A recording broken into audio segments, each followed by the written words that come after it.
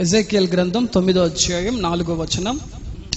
యెహోవా యెరూషలేమును ఆ పట్టణములో ప్రవేశించి చుట్టూ తిరిగి దానిలో జరిగిన హేయ కృత్యములను గూర్చి మూల్గు విడుచు ప్రలాపించుచున్న వారి లలాటముల గురుతు వేయుమని వారికి ఆజ్ఞాపించి.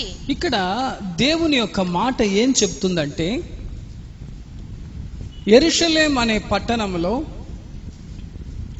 ఎవరెవరైతే ఆ దేశములో జరుగుతున్న పాపముల నిమిత్తం, హేయ కృత్యముల నిమిత్తం ప్రార్థన చేసే వారి మీద గుర్తులు వేయని చెప్పి దేవుడు ఒక దూతను పంపించాడు.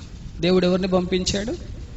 ఒక దేవదూతని పంపిస్తున్నాడు. ఎవరిని పంపిస్తున్నాడు? ఎవరికి గుర్తు వేయాలంట? ఎవరికి గుర్తు వేయాలంట? ప్రార్థన చేసేవారిని బట్టి. హల్లెలూయా. ప్రార్థన చేసేవారిని బట్టి ఏం చేయాలి? వాళ్ళ దగ్గర వెళ్ళి ఎవరెవరున్నారు, ఎంతమంది ఉన్నారు గుర్తు వేయాలంట. హల్లెలూయా. ప్రార్థన చేసే వాళ్ళు దేవుడు వెతుకుతున్నాడు. హల్లెలూయా. సో దేవుడు యెరూషలేములో మాత్రం కాకుండా మన తిరుపతిలో కూడా గుర్తు వేయమని కొంతమందిని పంపిస్తున్నాడు. హల్లెలూయా. ప్రార్థన చేసే వాళ్ళకి ఏమయ్యాలంట? గుర్తు వేయాలి. ప్రార్థన ఎలా చేయడం? ఇంతమందికి వచ్చి కదా, ఎవరికైనా నేర్పిస్తారు ఎట్లా చేయడం? ఏం చెప్తారు? ప్రార్థన అంటే ఫస్ట్ తెలుసుకోవాలి, దేవుడితో మాట్లాడు. దేవుడు ప్రార్థన చేసే వారిని ప్రతి పట్టణంలో గుర్తిస్తున్నాడు. ప్రార్థన అంటే దేవుని బిడ్డలారా, దేవుని యొక్క శక్తిని మన జీవితంలో తీసుకొచ్చేది ప్రార్థన.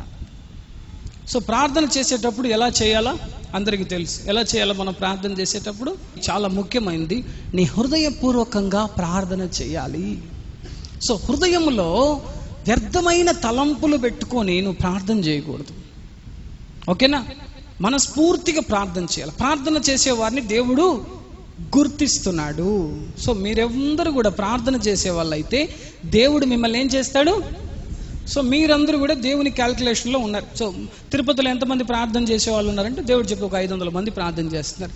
దాంట్లో మనస్ఫూర్తిగా చేసేది 100 మంది. మనస్ఫూర్తిగా చేసేది 100 మంది. దాంట్లో కరెక్ట్గా ప్రార్థన చేసేది 50 మంది.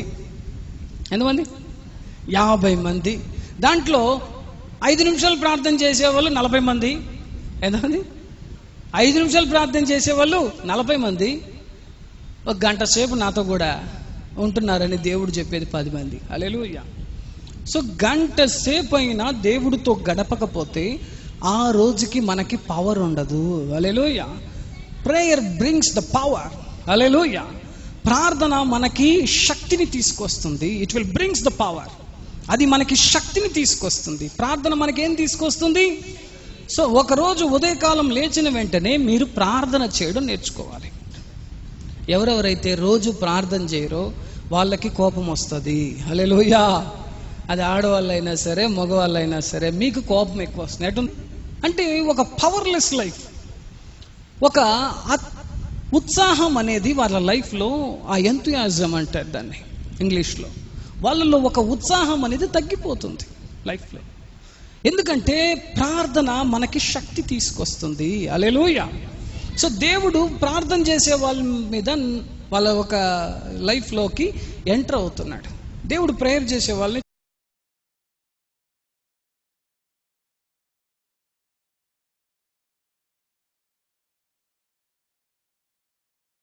చూస్తా ఉన్నాడు. మత్తయి సువార్త 17:20 వచనం. ఇక్కడ ఏం చెప్తున్నారు? ఎంత విశ్వాసం కావాలి మనకి? ఆవగింజ విశ్వాసం. చర్చికి మీరు వచ్చినప్పుడు మేము ఆఖరిలో వ్యాధులు బాగవ్వాలని ప్రార్థన చేస్తాం. చాలామంది అడుగుతారు, మొదట్లోనే చేసేస్తే వెళ్ళిపోతాం కదా, అంతసేపు ఎందుకు ఇవన్నీ వినడం అవసరమా? మా వ్యాధులు పోవాలంటే లాస్ట్లో చేస్తారు, తెలివి ఎక్కువ వీళ్ళకి. చర్చికి వస్తే మమ్మల్ని లాస్ట్ దాకా కూర్చోబెట్టి చూడు ఏమేమి చేస్తారో అన్నీ అది చెప్తారు ఇది చెప్తారు అన్నీ చెప్పేసి లాస్ట్లో మాకు ప్రార్థన చేస్తారు, మా కోసం, మాకు మాత్రం ఇప్పుడు లాస్ట్ అనుకుంటారు. కాదు, నీకు ఆవగింజ విశ్వాసం కూడా రావాలంటే ఎట్టొస్తుంది? ఆవగింజ విశ్వాసం? ఒక మనిషికి ఒళ్ళు బాగవ్వాలంటే ఆవగింజ విశ్వాసం రావాలంట. ఎంత ఆవగింజ ఎంత ఉంటుంది? ఎంత పెద్ద ఉంటుందా? మన పిడికిడి ఎంతన్నా ఉంటుందా? ఎంత ఉండేది? అది చేతులు ఎత్తుకుంటే కనిపించేదిలే, దగ్గర పోయి చూసేయాల. కనిపించదు విశ్వాసం, హల్లెలూయా, కానీ చిన్నది, కానీ నీకు అద్భుతం తీసుకొచ్చేది విశ్వాసం. రోమపత్రిక 10వ అధ్యాయం 8 నుంచి 10 వరకు ఉండే వచనాలని చదువుతాం, వినండి. అదేదనగా చెప్పుచున్నది, వాక్యము నీ యొద్దను నీ నోటను నీ హృదయములోను ఉన్నది, అది మేము ప్రకటించు విశ్వాస వాక్యమే. విశ్వాస వాక్యమే. తర్వాత 17వ వచనం 17, రోమపత్రిక 10వ అధ్యాయం 17వ వచనం వినండి. కాగా వినుట వలన విశ్వాసము కలుగును. వినుట వలన విశ్వాసం వస్తుంది. వింటే, దేవాలయానికి వచ్చి వింటే మీకేమొస్తుంది? ఆవగింజ విశ్వాసం అన్న రెడీ అవ్వాలి కదా. ఇప్పుడు మీరు వస్తారు, కొంతమంది ఒప్పుకోరు. మీరు అవన్నీ వద్దు, మాకు ప్రార్థన చేయండి సార్, మీరు చేయి పెడితే బాగవుతున్నట్టు చేయి పెట్టండి అంటారు. మీరు ప్రార్థన చేయండి, కొద్దిగా మనస్ఫూర్తిగా ప్రార్థన, ఉపవాసం ఉన్నప్పుడు చెప్పండి వస్తాను ప్రార్థన చేయండి. ప్రార్థన చేసేస్తే బాగైపోతుందా? అదెట్టా అవుతుంది? నాకే బాగవదు. హల్లెలూయా. ఒట్టి ప్రార్థనతో కాదు. ఏమంట? వినుట వలన విశ్వాసం వస్తుంది. ఏం వినాలా చెప్తారు చూడండి. వినుట క్రీస్తును గూర్చిన మాట వలన కలుగును. యేసు ప్రభుని గురించి వింటేనే విశ్వాసం వస్తుంది. ఇంతకుముందు కొంతమంది సాక్ష్యం చెప్పారు. వాళ్ళంతా వచ్చి ఒక ప్రార్థన చేసుకొని వెళ్ళిపోలేదు. వారం వచ్చారు, ఎదురు చూశారు, దేవుని మాటను విన్నారు, ఆ మాటను నమ్మారు, ఆఖరిలో నాతో కలిసి ఐక్యపడ్డారు. అర్థమైంది? దానికే చర్చిలో ఫస్ట్ వాక్యం చెప్తాం, లాస్ట్లో ప్రేయర్ పెడతాం. ఎందుకంటే ఆ ప్రేయర్కి పవర్ రావాలంటే నీకు ఆవగించ విశ్వాసం. ఇప్పుడు చూడండి, నేను మీకు అర్థమైందా? నేను మీకు పనసపండు వేయట్లే, ఏమేస్తున్నాను? ఆవగించే చాలు, అబ్బా బాగైపోతుంది, ఒళ్ళు బాగైపోతుంది. హల్లెలూయా.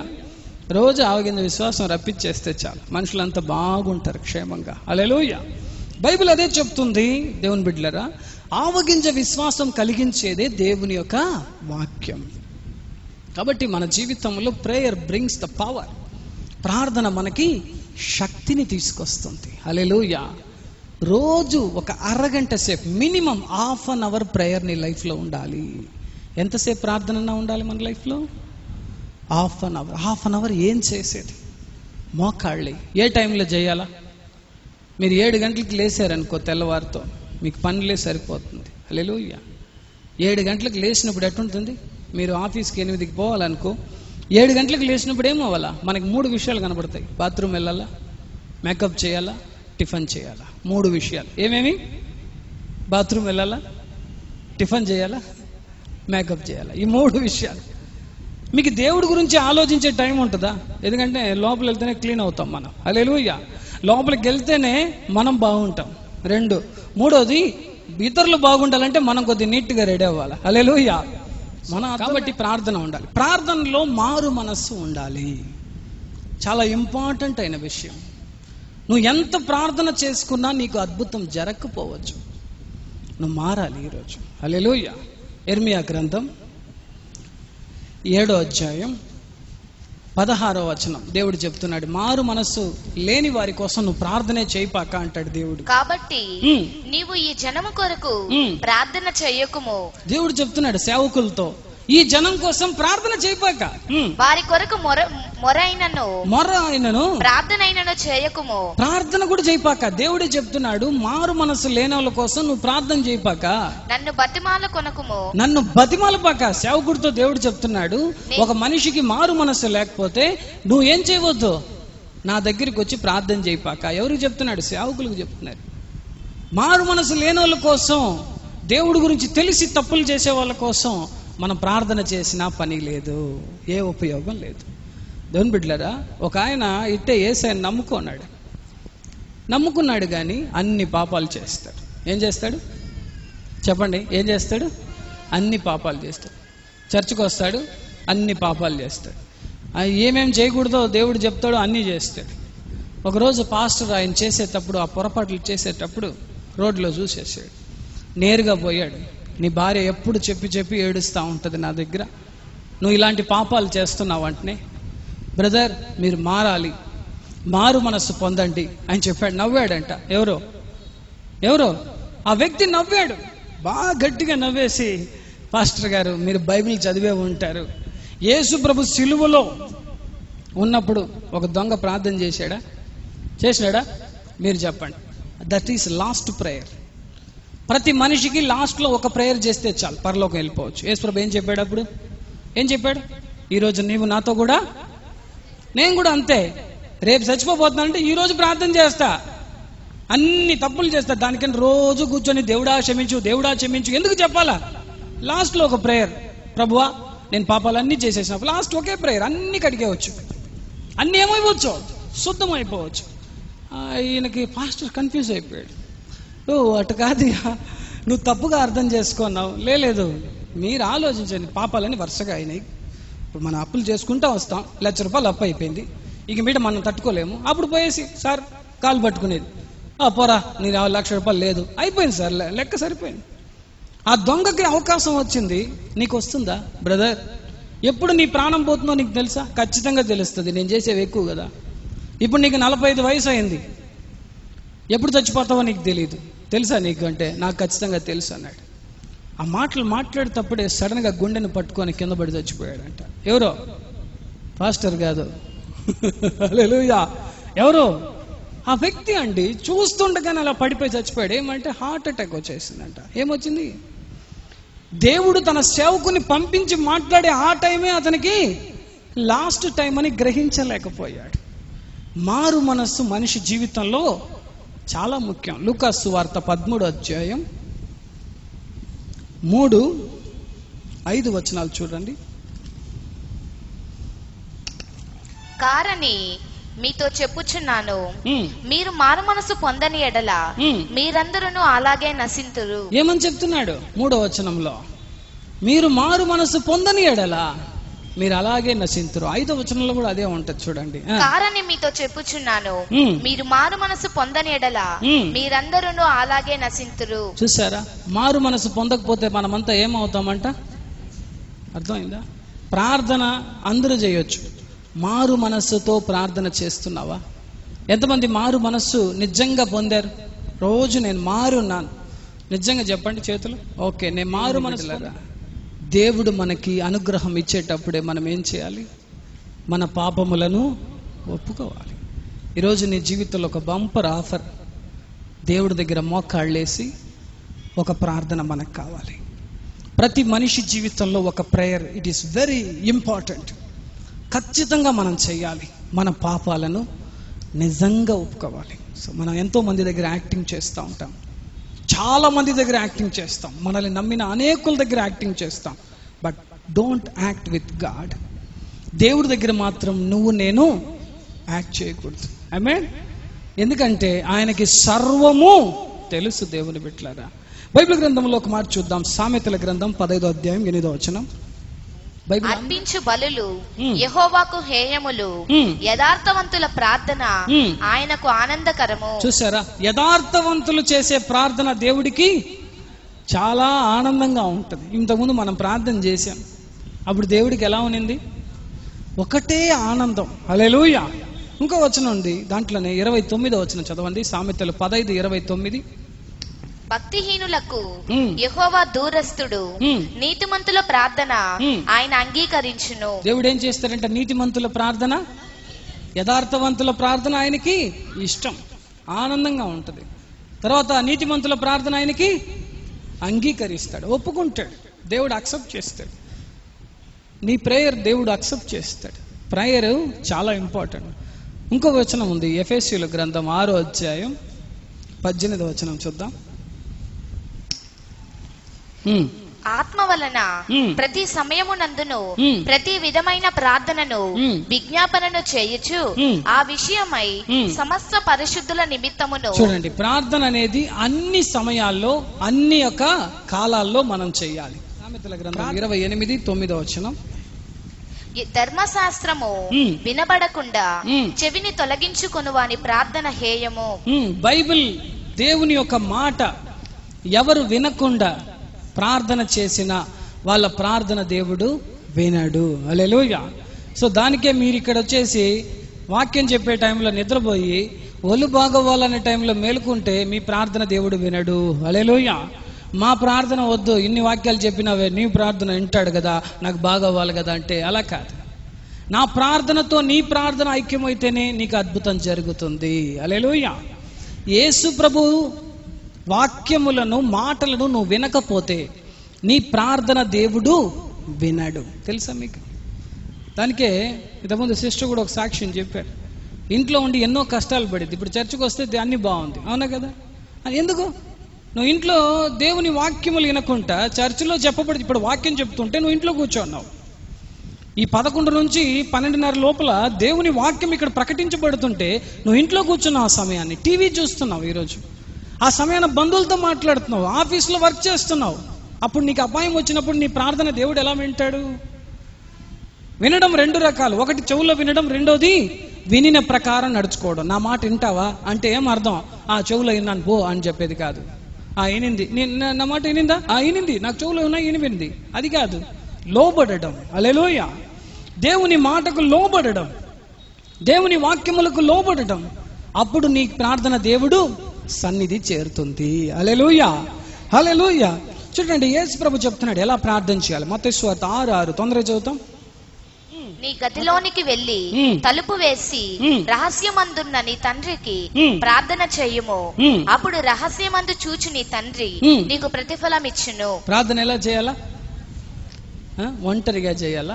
తలుపు వేసుకొని చేయాలా? తలుపు తెరుచుకునేసి ఇప్పుడు చూడు ఎట్ట ప్రార్థన చేస్తానని చెప్పి చేయపాకండి. హల్లెలూయా. సీక్రెట్ ప్రార్థన మాట్లాడతారు. ఎలా మాట్లాడతారు? కమ్మండి, మీరు కొంచెం బయట పోతారా? సీక్రెట్ కదా.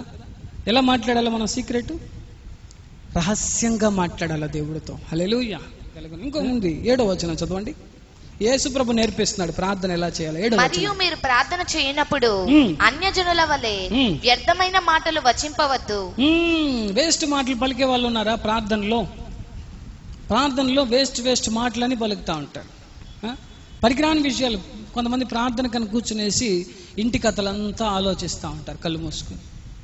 అదంటే అరగంట ఉండాలి టైం చూసి, అది దాన్ని ఆలోచిస్తాం, దీన్ని ఆలోచిస్తాం, ఈ పని చేద్దాం. ఏంది మీరు చేసేది? వ్యర్థమైనవి చేయబాకండి. వ్యర్థమైన ప్రార్థనలు ఉండకూడదు, వ్యర్థమైన మాటలు మనకి ఉండకూడదు. అవునా కదా? యేసు ప్రభువు నేర్పించాడు ప్రార్థన ఎలా చేయాలి. 9 నుంచి 14 వరకు చూసుకున్నట్లయితే దాంట్లోనే ప్రార్థన ఎలా చేయాలా మనకు తెలియదని చెప్పి రాసి పెట్టాడు బైబిల్లో. ఏముంది? పరలోకమందున్న నా తండ్రి, నీ నామం మహిమపడునుగాక, నీ రాజ్యం వచ్చునుగాక, నీ చిత్తం పరలోకమందు జరిగినట్లు ఈ భూమిలో జరుగునుగాక. తర్వాత మా అనుదిన ఆహారం మాకు దయచేయము. తర్వాత మా రుణస్థులను మేము క్షమించులాగా మమ్మల్ని కూడా మీరు క్షమించుము. ఇంకా శోధన నుండి మమ్మల్ని రక్షించుము. రాజ్యము, మహిమ, ఘనత నీకే సొంతం. హల్లెలూయా. Simple prayer. యేసు ప్రభు ప్రేయర్ కదా అడిగినావు, రాసుకో. నేను ఎంత ప్రార్థన చెప్తాను రాసుకో. 15 పేజీలు, 3 లైన్లు కూడా రాలే ఆ ప్రార్థన. పేరాలు చెప్పలేదు ప్రార్థన అంటే. ప్రార్థన అంటే మనం చెప్పేది కాదు, ఆయన చెప్పేది. హల్లెలూయా. ప్రార్థన అంటే ఏమిటి? దేవుడి దగ్గర నేర్చుకోవడానికి వెళ్తున్నావు. హల్లెలూయా. నేను చెప్తున్నాను దేవుని బిడ్డలారా, నిజమైన ప్రార్థన, నువ్వు కరెక్ట్ అయిన ప్రార్థన అంటే ఏం తెలుసా? దేవుడి సన్నిధిలో నువ్వు నిజమైన పూర్తి మనసుతో ప్రార్థన చేస్తే నువ్వు ఇక్కడే ఉంటావు నీ ఇంట్లో, కానీ దేవుని సింహాసనం ముందు ఉంటావు. నిజం తెలుసుకోవాలి. హల్లెలూయా. నిండు మనస్సుతో మనస్ఫూర్తిగా దేవుణ్ణి చూసి గ్రహించి ఏ వ్యక్తి ప్రార్థన చేసినా వాడు మోకరించింది పరలోకములో దేవుని ముందు. హల్లెలూయా. నేను ఎవ్వరి కోసం ప్రార్థన చేసినా, పనికిరాని వ్యక్తుల కోసం ప్రార్థన చేసినా, నన్ను వ్యతిరేకించే వ్యక్తుల కోసం ప్రార్థన చేసినా, మనస్ఫూర్తిగా యేసు ఆత్మతో నింపబడి ప్రార్థన చేస్తాను. దానికి నా ప్రార్థన వెంటనే జవాబు వస్తుంది. హల్లెలూయా. ప్రేయర్ పవర్ఫుల్ ఉండాలా. నీకు మాట సరిగ్గా రాకపోయినా, నలుగురిలో మాట్లాడడానికి చేత కాకపోయినా, నీకు ప్రేయర్ పవర్ఫుల్ ఉండాలా. బైబిల్లో చూస్తున్నాం దేవుని బిడ్డలారా, అబ్రహామును తీసుకున్నా, ఇస్సాకును తీసుకున్నా, యాకోబు తీసుకున్నా, తర్వాత మోషేని తీసుకున్నా, యోసేపుని తీసుకున్నా, దానియేలుని తీసుకున్నా, యెఫ్తాను తీసుకున్నా, గిద్యోను తీసుకున్నా, పౌలు, పేతురు, తర్వాత తోమా, ఇంకెవరు ఎవరిని తీసుకున్నా వాళ్ళు ప్రార్థన చేసే వాళ్ళుగా ఉన్నారు. ఒంటరిగా ప్రార్థన చేస్తారు. మోషే ఎక్కడికి వెళ్ళి ప్రార్థన చేశాడు? కొండల మీదకి వెళ్ళి ప్రార్థన చేశాడు. ఆఖరికి ఆ కొండల మీద యేసే ఆయన కలుసుకున్నాడు. ఆమేన్. దేవుడు ఎక్కడ కలుసుకున్నారు ఆయన్ని? కొండల్లో తిరుగుతా ఉంటే, మోరియా కొండ మీద పోయి ప్రార్థన చేసుకుంటా ఉంటే దేవుని బిడ్డలారా ఏం జరిగింది అక్కడ? దేవుడు అక్కడ దిగి వచ్చాడు. దేవుని డైరెక్ట్గా చూసి ప్రార్థన చేశాడు. హల్లెలూయా. దావీదు చేసే పనిలోనే ప్రార్థన ఉందండి. హల్లెలూయా. దావీదుని చూసి నేర్చుకోండి. హల్లెలూయా. గొర్రెలు కాపలా కాస్తుంటే ఉండు, నేను ప్రార్థనకి సెపరేట్గా రూమ్ కావాలా, సెపరేట్గా చెట్టు కింద పోవాలా, ఈ గొర్రెలు నేను చూసుకోలేను, ప్రార్థన అంటే ప్రార్థనే అటుంటారు జనాలు. చేసే పనిలోనే ప్రార్థన చేశాడు దావీదు, రాజు అయిపోయాడు. హల్లెలూయా. హల్లెలూయా. యుద్ధంలో ప్రార్థన గిద్యోను. హల్లెలూయా. బైబిల్లో మనం చూస్తున్నాం, న్యాయాధిపతులు చదివి చూడండి, గిద్యోను ఎక్కడున్నాడు? యుద్ధంలో ప్రేయర్. గిద్యోను ఖడ్గము యెహోవా ఖడ్గం అని ఒక ప్రేయర్ స్టార్ట్ చేశాడు. హల్లెలూయా.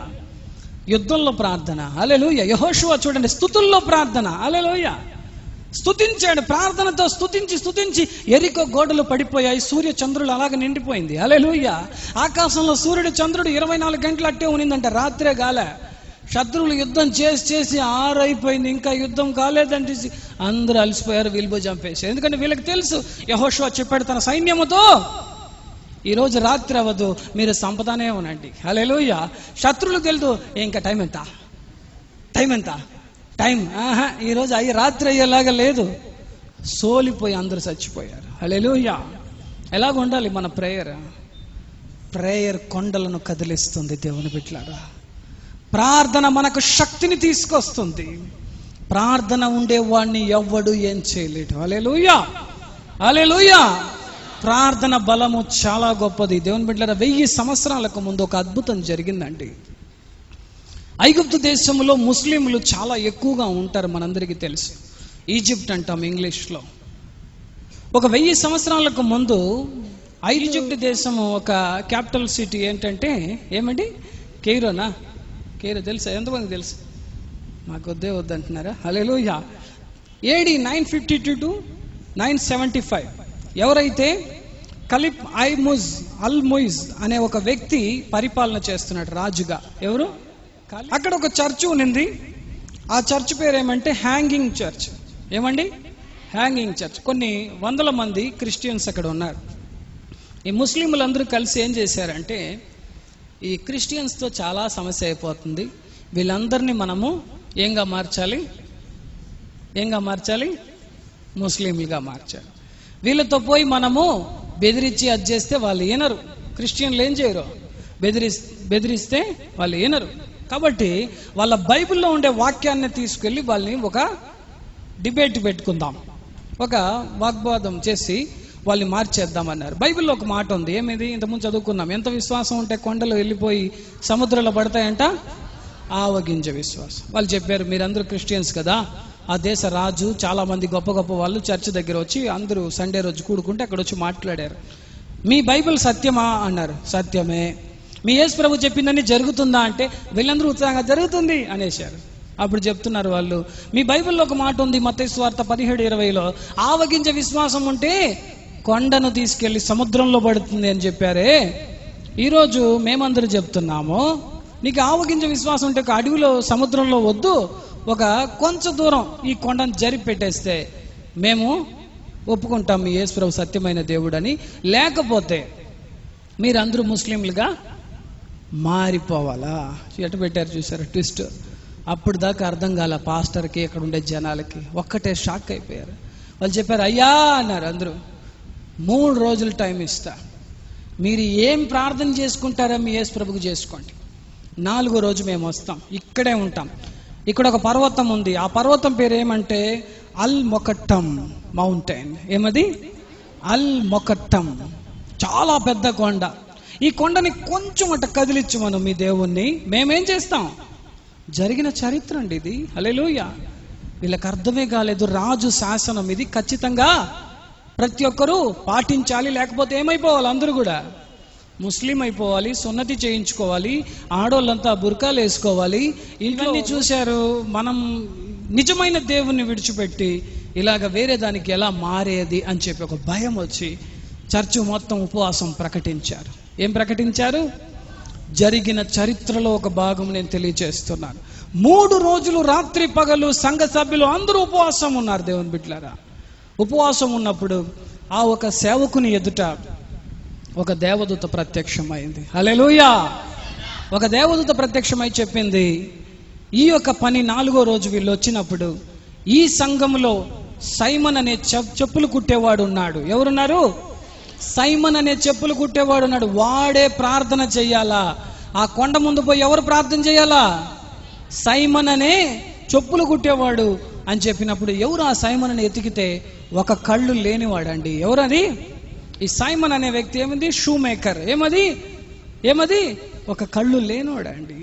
ఆయన పిలిచి చూస్తే ఆయన చరిత్ర ఏమిటి, ఎందుకు దేవదూత సైమన్ని ఎన్నుకునిందంటే, ఈ సీమోన్ అనే వ్యక్తి ఎలాంటి వాడంటే బైబిల్ కోసం తన ప్రాణాలు ఇచ్చేవాడు. హల్లెలూయా. ఇతను చాలా బాగున్నాడు, అందగాడుగా. ఒక స్త్రీ ఇతన్ని పాపం చేయడానికి రోజు బట్టి లాగుతుందంట.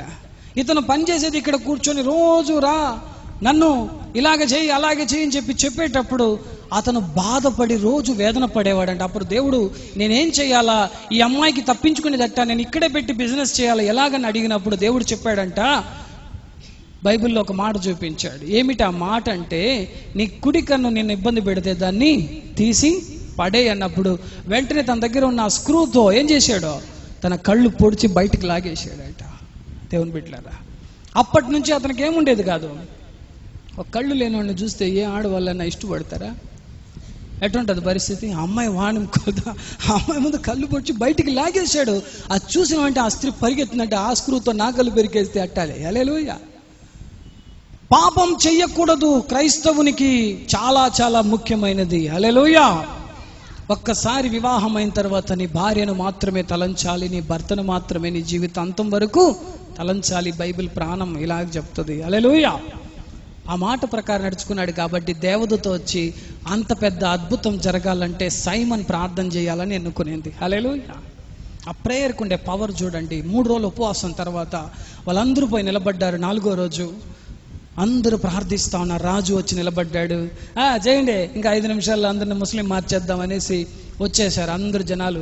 రండి, ఇంకా 5 నిమిషాలు మీకు టైం అని చెప్పేసి జనాలు అందరూ మోకరించారు, ప్రార్థన చేశారు. ఏమని ప్రార్థన చేశారు? దేవా మమ్మును కరుణించుము. హల్లెలూయా.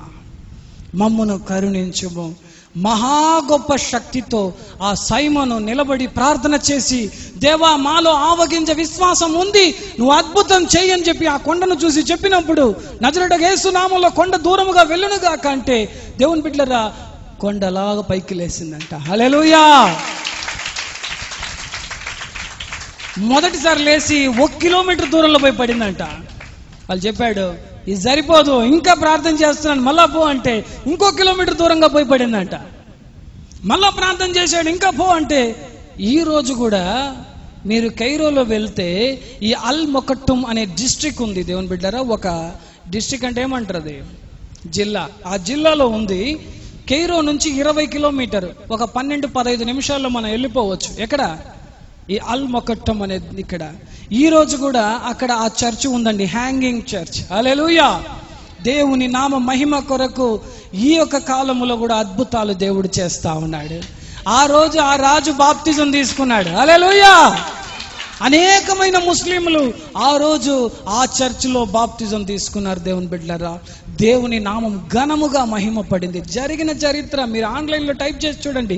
అల్ మొకట్టం ద మూవింగ్ మౌంటైన్ అని చెప్పి టైప్ చేసి చూడండి. దేవుని బిడ్డలారా, దేవుడు అద్భుతాలు చేస్తాడు. హల్లెలూయా. ప్రార్థన పవర్ చాలా ఎక్కువ. బైబిల్ చెప్తుంది. దేవుని బిడ్డలారా, ఒక మాట ఉంది బైబిల్లో, మనం చూద్దాం. యాకోబు పత్రిక 5వ అధ్యాయం 16వ వచనం. మీ పాపములను ఒకనితోనొకడు ఒప్పుకొనుడి, మీరు స్వస్థత పొందునట్లు ఒకని కొరకు ఒకడు ప్రార్థన చేయుడి. నీతిమంతుని విజ్ఞాపన మనఃపూర్వకమైనదై బహుబలము గలదై ఉండును. హల్లెలూయా. నీతిమంతుడు చేసే ప్రార్థన ఎలాగుంటుందంట? నీతిమంతుడు చేసే ప్రార్థన బహుబలమైనది. హల్లెలూయా. Most powerful. హల్లెలూయా. ఎలాగుంటుందంట? చాలా చాలా చాలా పవర్ఫుల్ అండి. నువ్వు నీతిమంతుడేనా? ఏ పాపం చేయకుండా నిన్ను నువ్వు కాపాడుకుంటున్నావా? ఏ పొరపాట్లకు తావివ్వకుండా కాపాడుకుంటున్నావా? సో నీ ప్రేయర్ పవర్ఫుల్. హల్లెలూయా. నువ్వు అన్ని పాపాలు చేస్తూ ఉంటే ఈరోజు నీకు కావాల్సింది మారు మనసు ప్రార్థన. ఎందుకంటే నీ ప్రార్థనకి పవర్ లేకపోతే నీకు పవర్ లేదు. హల్లెలూయా. నీ ప్రార్థనకు పవర్ ఉందా? నీ ప్రార్థనను దేవుడు అంగీకరిస్తున్నాడా? ఈరోజు మనం అడగాలి. హల్లెలూయా. దేవుని బిడ్డలారా, మన ఇంట్లో దేవుడు వచ్చాడా దెయ్యం వచ్చిందా మనకు తెలియకుండా నిద్రపోతా ఉంటాం. హల్లెలూయా. మన ఇంట్లో ఎవరు వచ్చారు? ఎవరన్నా ఒకరు మనకు చేతబడి చేసి మన ఇంటికి కొన్ని దెయ్యాలు పంపించేసి ఉంటారు. నువ్వేమో హ్యాపీగా కూర్చుంటా ఉంటావు. ఎలాగా? ఎక్కడో పోయి తిరిగా ఒక దురాత్మ నీ వెనకాల వచ్చేసింది నీ ఇంట్లో. నీకు గన ప్రార్థన ఆత్మ ఉంటే నువ్వు మోకరించగానే నీకు తెలిసిపోతుంది. హల్లెలూయా. నేను చాలాసార్లు గ్రహిస్తాను నా ఇంట్లో. హల్లెలూయా. ఎవరింటికి వెళ్ళినా కూడా నాకు తెలిసిపోతుంది. హల్లెలూయా. అక్కడ మంత్రాలు ఉన్నాయా? అక్కడ చేతబడులు ఉన్నాయా? అక్కడ దేవుడు ఉన్నాడా? అక్కడ దురాత్మ ఉందా? అక్కడ చీకటి ఉందా? ఏమీ తెలియకుండా బతుకుతా ఉన్నావు నీవు. హల్లెలూయా. మీ ఇంట్లో ఒక దురాత్మ వస్తే దాన్ని తరిమే శక్తి నీకుందా? ఉందా? ఒక దెయ్యాన్ని తరిమే శక్తి మీకుందా? ఎలాగొస్తుంది? బైబిల్ చెప్తుంది, నీతిమంతుని విజ్ఞాపన బహుబలమైనది. హల్లెలూయా. మీ అందరి మీదకి ప్రార్థన ఆత్మ, స్పిరిట్ ఆఫ్ ప్రేయర్ ఈరోజు దిగి రాబోతా ఉంది. ఎలాంటి ఆత్మ రాబోతుంది మనలో? Spirit of prayer. ఇక మీదట మీ ప్రేయర్కి పవర్ రాబోతుంది. ఆమె నాకు విశ్వాసం ఉంది. మీరు ప్రార్థన చేసేటప్పుడే ఆ ఆవగింజ విశ్వాసం మీ లోపల ఎప్పుడు ఉంటుంది. ఈ లోపల పెట్టేశాడు ఈరోజు. ఆమె ఇక మీదట అవన్నీ మాయమైపోదు. అది ఎప్పుడు ఉండబోతుంది. ఆమె ఆ పాపాన్ని నేను విడిచిపెడుతున్నాను, నన్ను క్షమించండి, నన్ను క్షమించండి, నిజముగా నేను ఒప్పుకొంచున్నాను. నా పాపాలన్నిటినీ, నా తప్పులన్నిటినీ ఇక ఎన్నటికీ ఈ పాపములు నేను చేయనని ఒప్పుకొనుచున్నాను. నన్ను క్షమించి నీ రక్తముతో కడగండి. యేసు నామములో అడుగుతున్నాను తండ్రి.